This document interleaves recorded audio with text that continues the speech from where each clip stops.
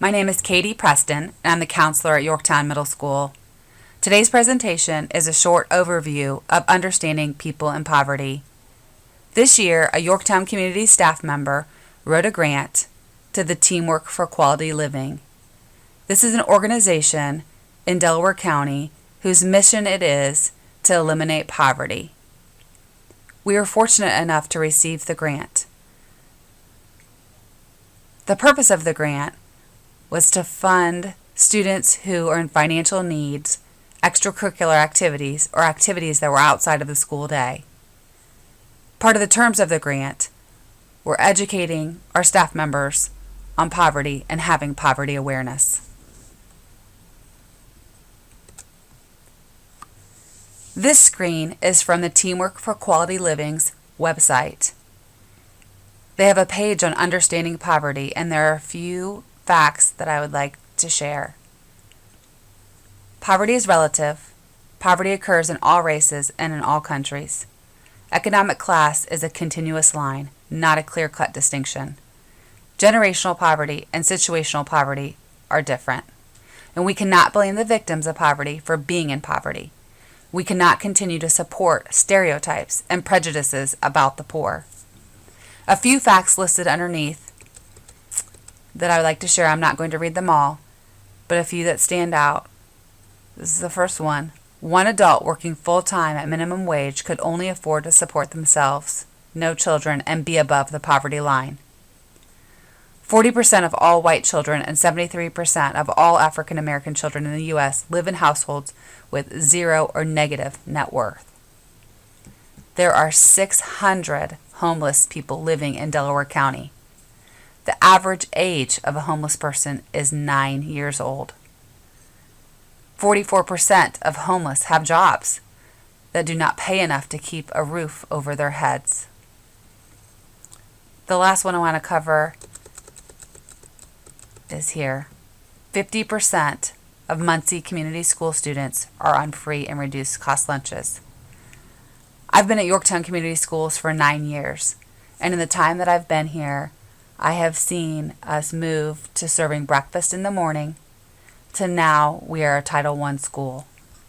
We started off with a free and reduced rate somewhere between 10 and 15% when I first started, to now we are well over 30%.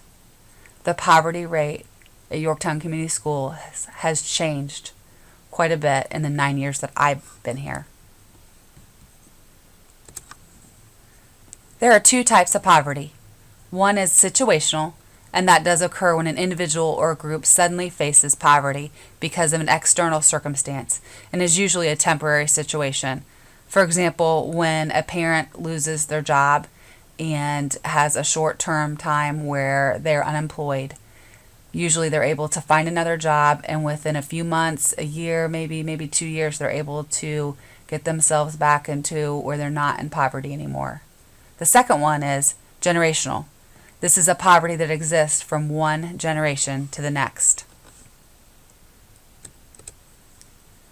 The definition of poverty, and to better understand, we're going to take Ruby Payne's definition, which is the extent to which an individual does without resources. To better understand your own thoughts about poverty, we're first going to think about mental pictures or models. These are the internal pictures of how the world works, what we think, those thoughts that exist below our awareness. There are theories. Oftentimes we don't examine them. It does determine how we act towards people, towards things. Sometimes it helps, and sometimes it interferes with how we learn, what we think about others, how we treat other people. For a dialogue to occur, we must suspend those mental models. An example of a mental model or thinking about an internal picture is, for example, when I say the word McDonald's, what is the very first word that comes to mind when I say that? I think of fries, the salty, yummy fries that McDonald's serves. If I were to ask 100 people what their first word is when they think of McDonald's, I would probably get 20 to 30 different answers. When I say the word poverty, what comes to mind for you? What's the very first word you think of? I think of sad. Some people might think not enough clothes, hungry, stinky, uncleanly. It's good for you to be aware of the thoughts, the mental model that you have of those in poverty. There are 4 causes of poverty. The first one is behavior of the individual. That could be a lack of education, having children in their teens. The second one is human and social capital. Could be no access to positive role models, breakdown of schools, of neighborhoods. The third one is human exploitation. That includes human trafficking, gambling. The last one is political and economic structures. That could be the glass ceiling, student loan debt. Includes all of those things. Hidden rules are the unspoken cues and habits of a group. All groups have them. An individual brings with them the hidden rules of the class in which he or she was raised. They help us survive and negotiate. To be successful, we must understand the hidden rules of a class and teach others the rules that will make them successful at school, work, and in the community. Rita Pearson has a great video called My Mama Said that helps to show the hidden rules that kids brought to school with them.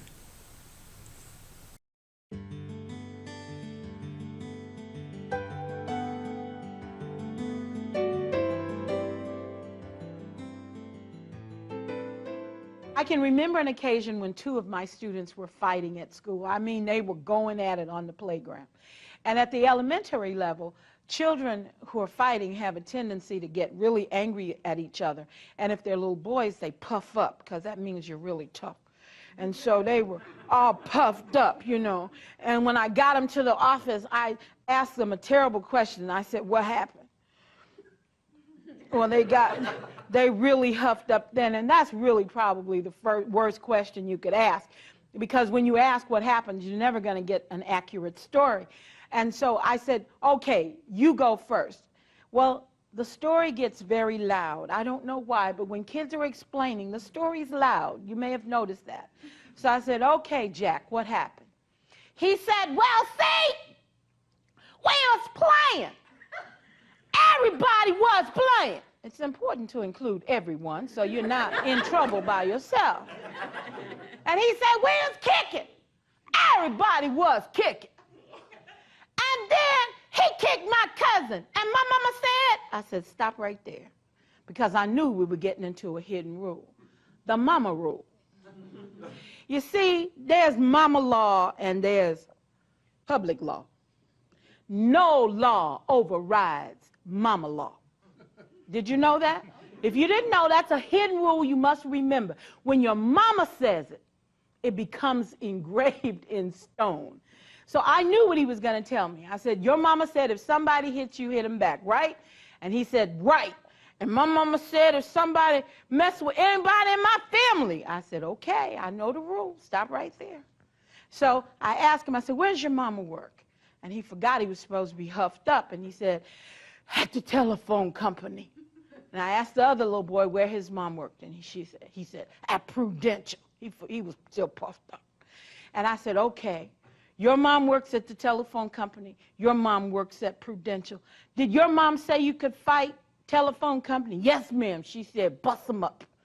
And I said, "Did your mom say you could fight?" "Yes, ma'am. She told me to defend myself." I said, "All right, we got the rules straight." And they said, "Are we suspended?" I said, "Absolutely, because that's my rule. If you fight at school, you get to go home for 2 days."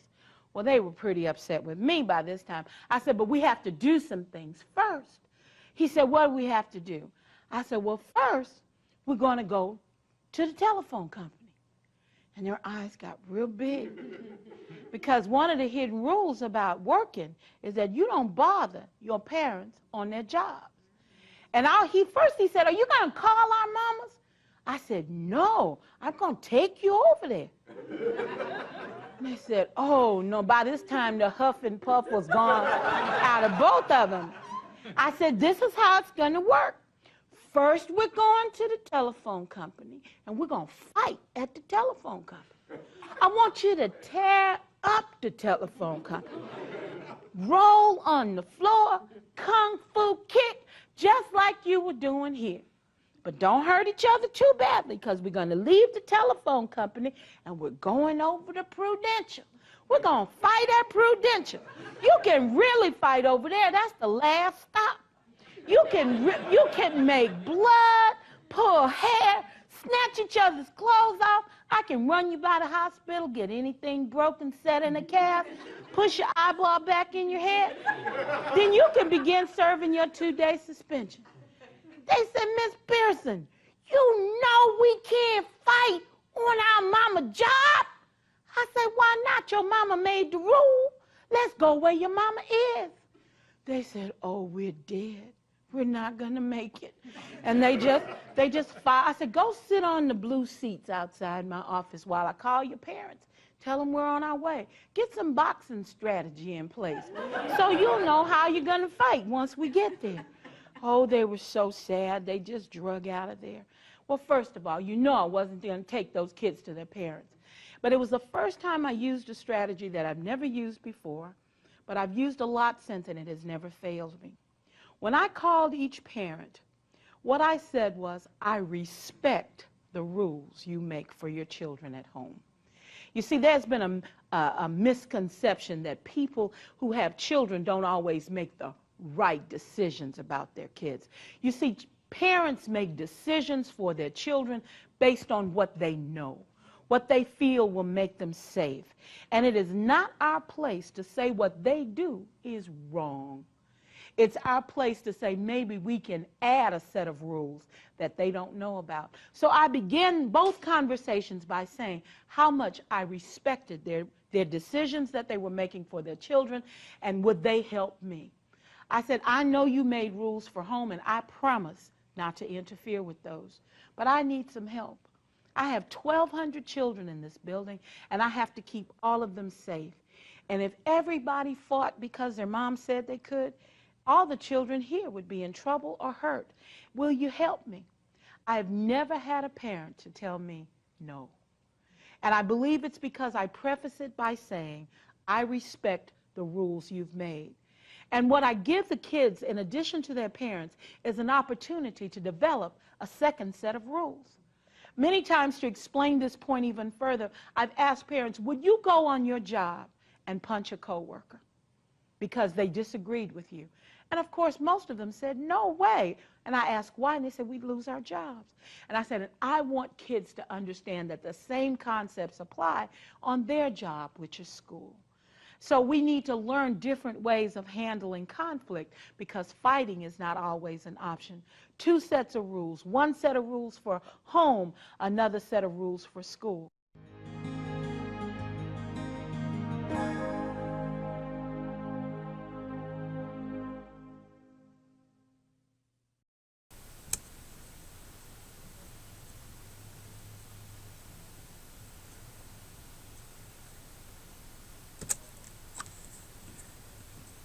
Attached to this email with the presentation, I've included this handout that shows some hidden rules of poverty.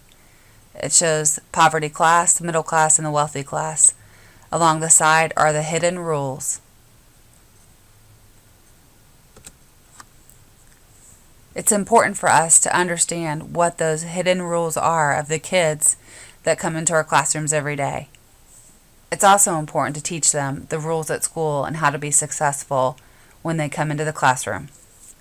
I like how Rita Pearson talked about respecting parents' rules at home and yet teaching them the value of the school's rules and how to be successful and appreciate both of those rules while still having students follow the school rules. As Dr. Comer says, there's no significant learning that occurs without a significant relationship. And that does begin by listening. And that is to begin by listening. Research tells us that people are more likely to change when we reverse the flow of communication, when people are not talked at, but when they themselves have a chance to talk. That's important in relationships. Each child needs a champion. Once again, Rita Pierson sums up how important it is as a teacher, as an educator, to have a relationship with our students. And that through that relationship fosters change, and it can foster the change from someone who is in poverty, and a student who feels helpless or hopeless can change their view, can give them a vision, and can give them a goal. Here's the video that Rita Pierson talks about every child needing a champion.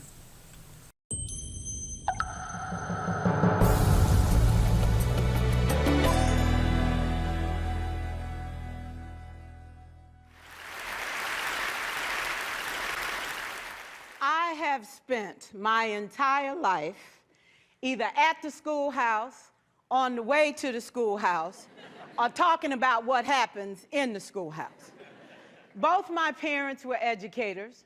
My maternal grandparents were educators. And for the past 40 years, I've done the same thing. And so needless to say, over those years, I've had a chance to look at education reform from a lot of perspectives. Some of those reforms have been good, some of them have been not so good. And we know why kids drop out. We know why kids don't learn. It's either poverty, low attendance, negative peer influences. We know why. But one of the things that we never discuss, or we rarely discuss, is the value and importance of human connection. Relationships. James Comer says that no significant learning can occur without a significant relationship. George Washington Carver says all learning is understanding relationships. Everyone in this room has been affected by a teacher or an adult. For years, I have watched people teach. I have looked at the best, and I've looked at some of the worst. A colleague said to me one time, they don't pay me to like the kids. They pay me to teach a lesson. The kids should learn it. I should teach it. They should learn it. Case closed. Well, I said to her, you know, kids don't learn from people they don't like.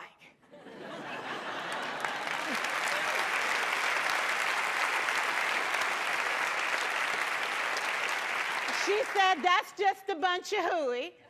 And I said to her, well, your year is going to be long and arduous, dear.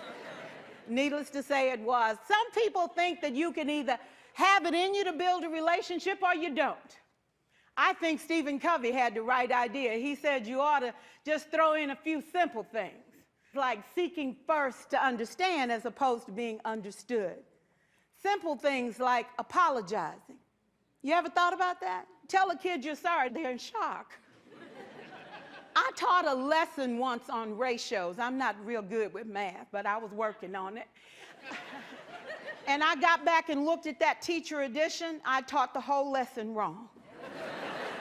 So I came back to class the next day and I said, look, guys, I need to apologize. I taught the whole lesson wrong. I'm so sorry. They said, that's okay, Miss Pierson. You were so excited. We just let you go.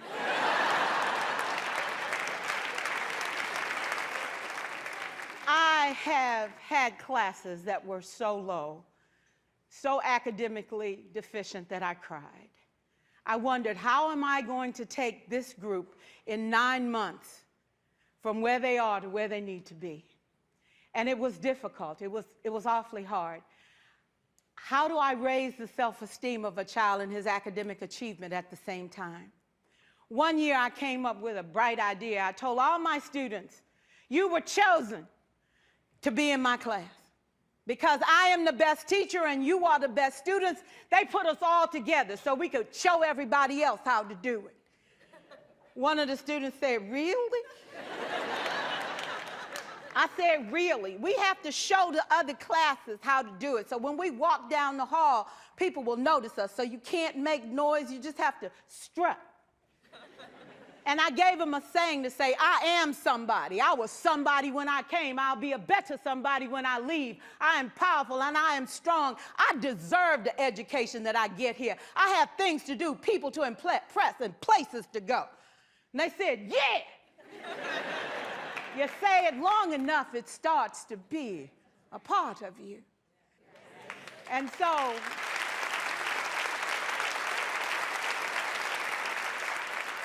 I gave a quiz, 20 questions. Student missed 18. I put a +2 on this paper and a big smiley face. He said, Miss Pearson, is this an F? I said, yes. He said, then why'd you put a smiley face? I said, because you on the roll. You got 2 right, you didn't miss them all. I said, and when we review this, won't you do better? He said, yes, ma'am, I can do better.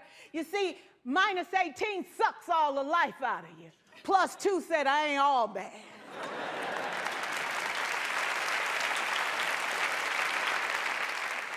For years, I watched my mother take the time at recess to review, go on home visits in the afternoon, buy combs and brushes and peanut butter and crackers to put in her desk drawer for kids that needed to eat, and a washcloth and some soap for the kids who didn't smell so good. See, it's hard to teach kids who stink.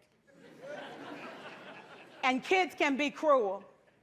And so she kept those things in her desk, and years later, after she retired, I watched some of those same kids come through and say to her, you know, Miss Walker, you made a difference in my life. You made it work for me. You made me feel like I was somebody when I knew at the bottom I wasn't. And I want you to just see what I've become. And when my mama died 2 years ago at 92, there were so many former students at her funeral. It brought tears to my eyes, not because she was gone, but because she left a legacy of relationships that could never disappear. Can we stand to have more relationships? Absolutely. Will you like all your children? Of course not. And you know your toughest kids are never absent. Never. You won't like them all, and the tough ones show up for a reason. It's the connection, it's the relationships. And while you won't like them all, the key is they can never, ever know it. So teachers become great actors and great actresses, and we come to work when we don't feel like it, and we listen to policy that doesn't make sense, and we teach anyway. We teach anyway because that's what we do. Teaching and learning should bring joy. How powerful would our world be if we had kids who were not afraid to take risks, who were not afraid to think, and who had a champion? Every child deserves a champion, an adult who will never give up on them, who understands the power of connection and insists that they become the best that they can possibly be. Is this job tough? You betcha. Oh God, you betcha. But it is not impossible. We can do this. We're educators. We're born to make a difference. Thank you so much.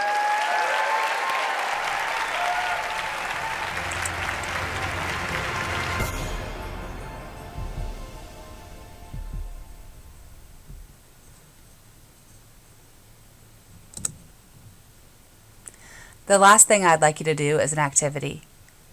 Whether you use your laptop or if you have an iPad, go to playspent.org. This is what the website looks like. And when you get to the website, you're going to click Continue to Spent. The purpose of this activity is to spend 30 days with a limited income and to try to see if you can last the 30 days and not be in poverty. Of the several times that I completed this activity, I was only able to make it one time through all the 30 days. And on day 30, my rent was due the next day. Unfortunately, I only had $300 left in my account and rent was $500. So essentially, I did not make it through the 30 days. Let's see how well you do.